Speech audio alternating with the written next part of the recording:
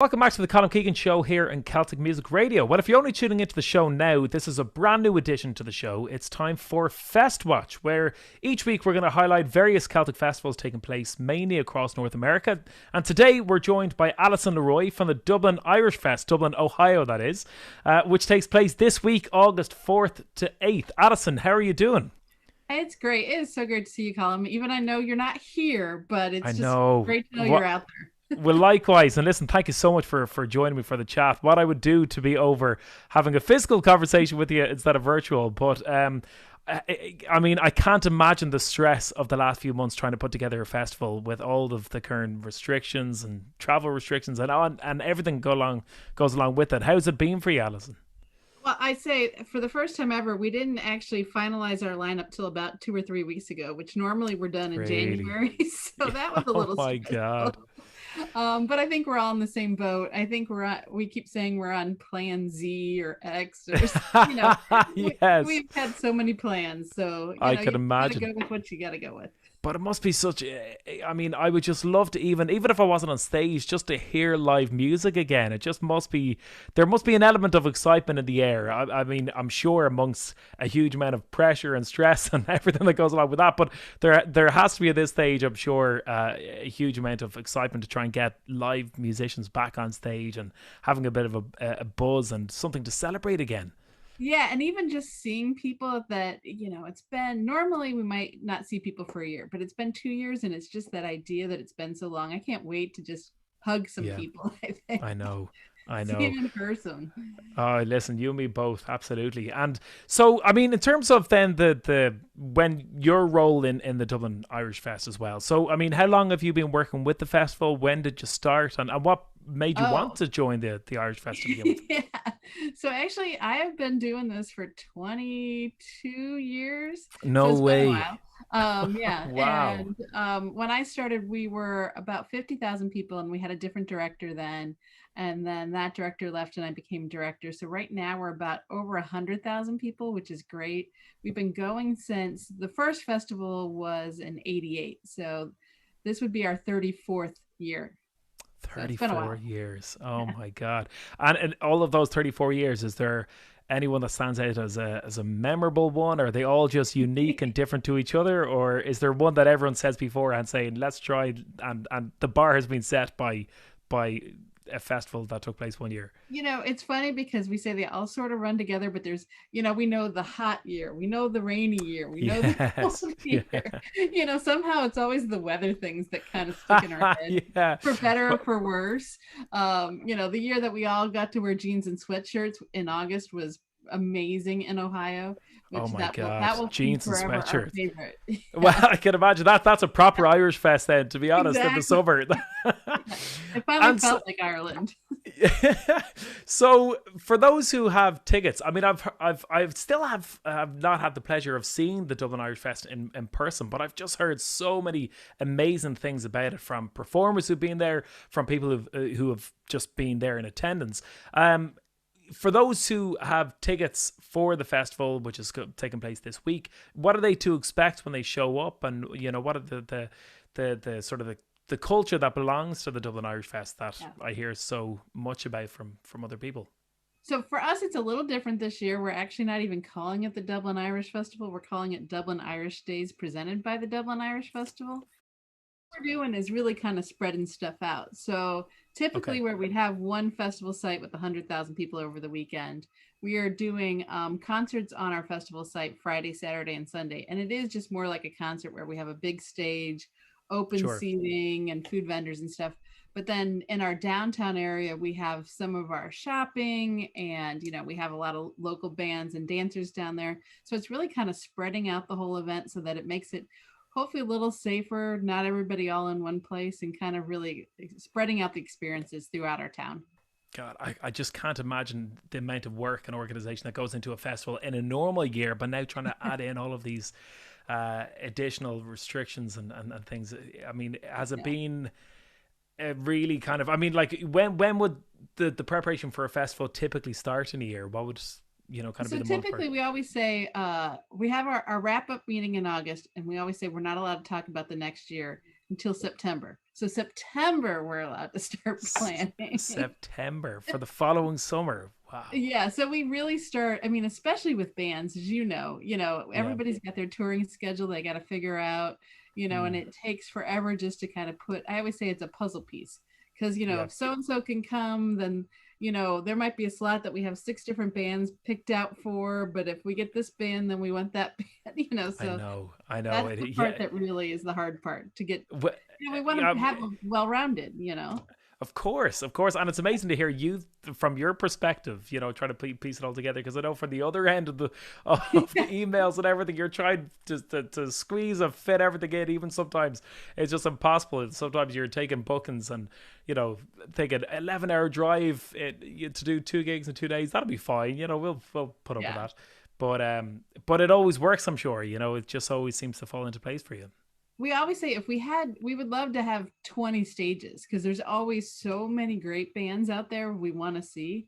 And it really is just a matter of, what can we afford?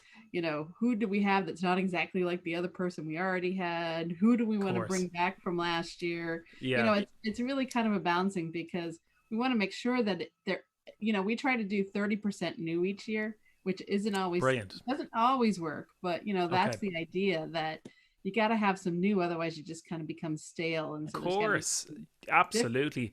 Yeah. And musicians get that as well. I mean, the amount of times I've had conversation with festivals and they say nothing about whatever happened on stage. It's just, we're trying to get things fresh. And I, totally get that. And that's great for the audience then that can go each year. Because, you find your favorites and you become friends with them and everything. And you have to kind of put that part aside and just say, okay, we love you guys. We want to see you, but we can't see you every year. Or just... I know. And it's a great it's a big family, isn't it? I mean, like I feel like because I was on tour with Celtic Thunder beforehand and it was a bit of a different circle that, with the PBS market that they were going down. And, I feel like I sort of joined the festival scene a little bit late. And then the second you just start doing one summer of a few festivals and you see all the familiar faces and the bands that are going between one fest and the next, and after one summer of doing it you feel like you've done it your whole life, and then the next summer you're picking up from where you left off. It's brilliant. It is a great big sort of festival family that and a lot of them the organizers will go to each other's festival as well, and you'll be catching up there, and it's brilliant. I love it. I said that's the one thing that's kind of nice about this whole last year. We have been, especially with our festival organizers, our group that we have been on the phone so much, and it's been great because you've kind of developed even more relationships. I can't wait to see some of these people this summer and later in the year, just to see, we've been on the phone so much that you just want to actually see a person. Yeah, I could imagine. And so, I mean, what size team would you have then to put together something of this magnitude? It's funny because we are the only festival, I think, that's kind of like this, at least the Irish festivals, that we actually are run by a city. So we're in a city government, which is actually kind of nice. Right. Because we have that backing. We have police officers here. We have all that stuff kind of internally. And we do a bunch of other events throughout the year. So our normal team size, we've got 7 people year round. But we also do a bunch of, we do a Christmas event, we do a Halloween event, we do a St. Pat, we do stuff all year round. Yeah. So, it kind of, you get caught up in a lot of things, but yeah, pretty much 7 year round. And then over the summer, I think we have 120 committee members and another 12,000 volunteers that come. What? So, yeah, seriously? Oh my God. It's just amazing to see how vibrant the Irish and Celtic scene is. Yeah, great. I certainly haven't gotten used to that just being so far away from home, and yet it's just so prevalent and everyone celebrates it. It's brilliant. And it's again, I was chatting to Greg Tagto of Iowa last week as well, and said the same thing there, that it's not just the music as well. It's not just a music performance. There's so many cultural activities that go on in these festivals as well. Can you discuss some of the things that you might have during the festival outside of the music? Yeah, I mean, it's great because we have a whole cultural side normally. Not this year because we're just doing a little bit, but we've got everything. We've got 5 different cultural stages, which sometimes those count. We have one that is purely dedicated to storytellers and authors. And so we have a whole author tent. And then we've got ones that are dedicated more to history or mythology. We have some language classes. We have a theater going on. So there's just a lot of stuff that we try to do outside of the music. Also, what's really kind of fun is we always have a dog area with all the breeds of Ireland. We've No got, way. we've got sports field that we do a lot of different sports on. We have hurling, get the kids out to do hurling. Amazing. We try to do a whole bunch of things just so it's not just the music. And of course, we always have the dance. You can't miss the girls with pearls. Yeah, yes, of course. I mean, it's just amazing. The amount of things that you think of for these events is really phenomenal, and it's a credit to everyone involved in organizing it. It really is brilliant. And then focusing on the music, then what acts? I know some of the listeners of the show today will have heard that have been playing the acts that are going to be performing, but maybe you could discuss for those who are just joining now some of the musical acts that people can expect to see in the festival.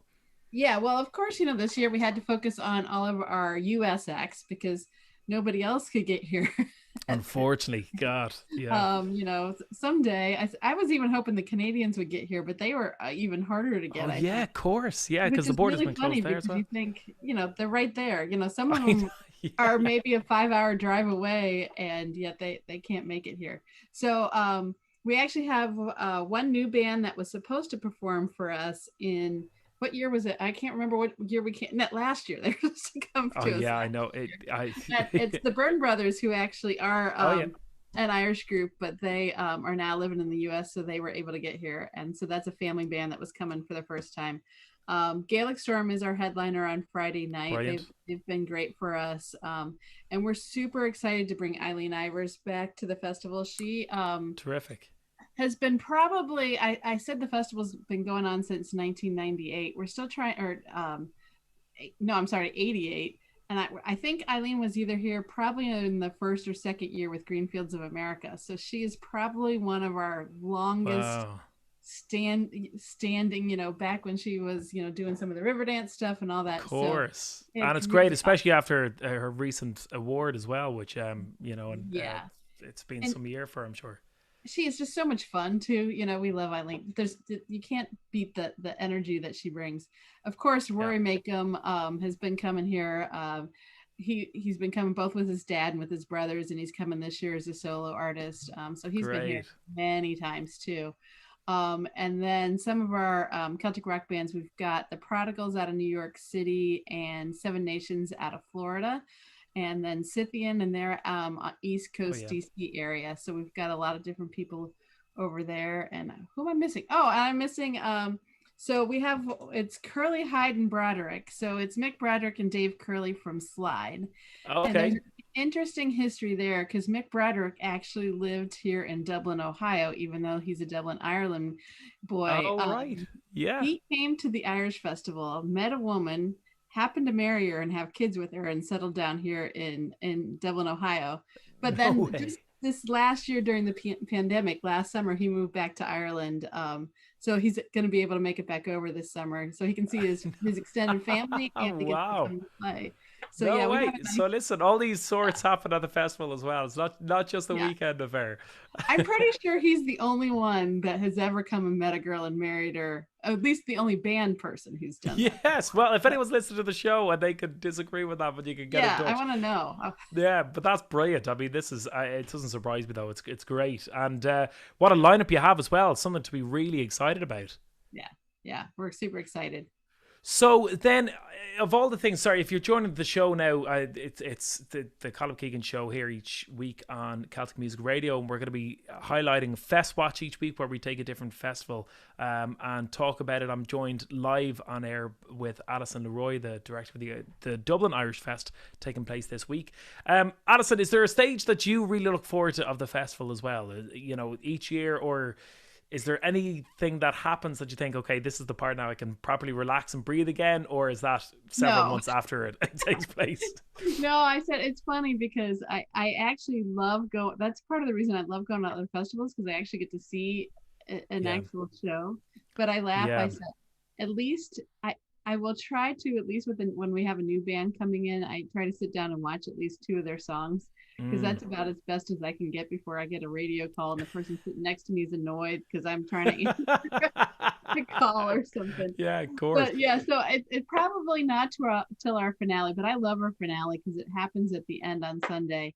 And it's great because all the bands get together and we bring all the local artists up and, they just play together on the stage.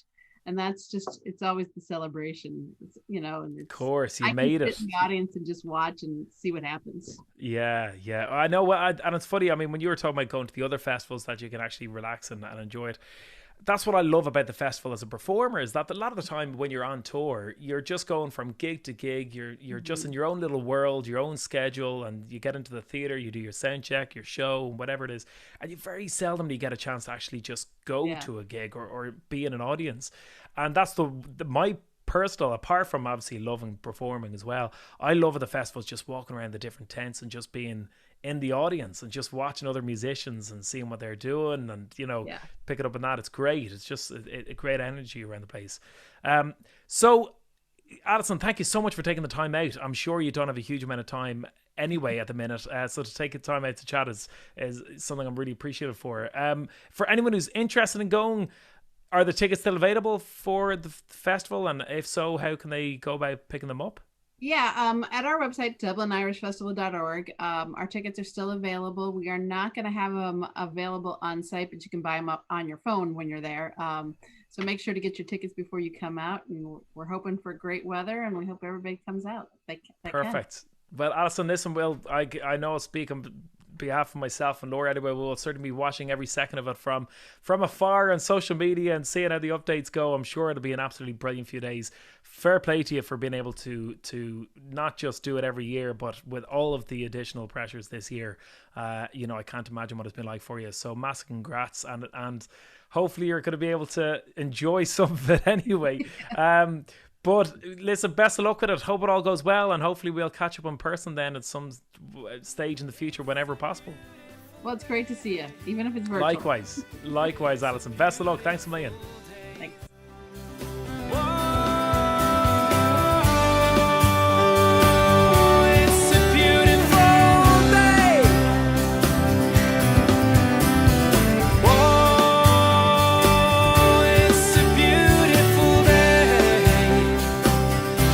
It's a beautiful